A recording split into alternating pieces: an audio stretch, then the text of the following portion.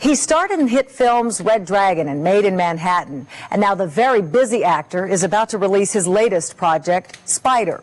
In the movie, Fiennes plays a schizophrenic man trying to piece his life back together after being released from a mental institution. I will not be here that long. Nor did I expect to be.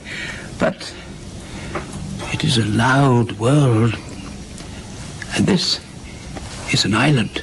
But an island, sir, ruled by a tyrant queen that has the power to send any one of us back to where we came from. The asylum, I mean. Ray Fiennes, good morning to you. Thanks for being with us this morning.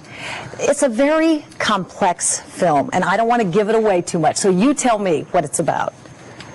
It's about a man called Spider, who we first see arriving at what we call a halfway house. He's left a mental institution, psychiatric hospital, and this is a place where he starts to be integrated back into the community, and it's pretty run down. It's a depressing place, and it's actually in the area where he grew up. And the film really is about him remembering his childhood, so it essentially flashes back. And you actually see him watching himself as a child with his parents.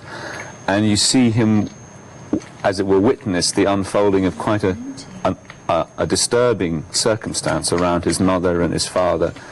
And I think some people will find it hard to... The man, Spider is confused. He's got two different kinds of memories trying to battle with each other. Right. And the film shows both. So the audience have to go on the journey of this quite confusing story, which is the state of his mind. How difficult was it for you to get into Spider's head? What kind of research did you do to really delve into the depths of mental illness? Well, when Patrick McGrath, who wrote the novel, he was trying to write the mind of a schizophrenic. When David Cronenberg came on board to direct the movie, David was very firm about saying, I'm not making a film that is going to be a clinically accurate observation of schizophrenia. As it happens, from the research I did, schizophrenia takes many forms, from people who, as you said earlier, are able to function quite normally, to people who clearly are unable to cope with any kind of normality. So I was told by one doctor, you can sort of do what you want. I mean, there are people whose faces twitch and spasm all the time. There are people who are talking under their breath a bit and mumbling to themselves. And there are people who are apparently normal until when they speak, they start to tell you stuff and you think, what is this? So I met some people who were afflicted with schizophrenia. I read and I talked to people who work with schizophrenics. But David Cronenberg was and I think this was right, he didn't want to be fettered by having to say, is this accurate? What kind of drugs is Spider taking? What particular type of schizophrenia is he? It was about more than that. He wanted it, as a way, imaginatively to run free, and that gave me freedom as an actor too. Because, I mean, especially the drug thing, they're all treated with drugs now.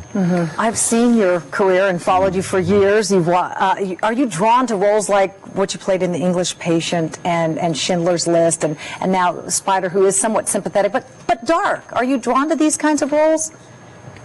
Well, I suppose I'm just interested in where people, there's an ambivalence in people's inner life where they're not necessarily, I mean, the guy in Schindler's List is clearly psychopathic. The Almashi in The English Patient is he's a man whose emotions have been held down and sort of, as it were, repressed, but he's not screwed up in any way. He's a sort of focused, driven person who suddenly meets a woman and he's thrown into disarray emotionally.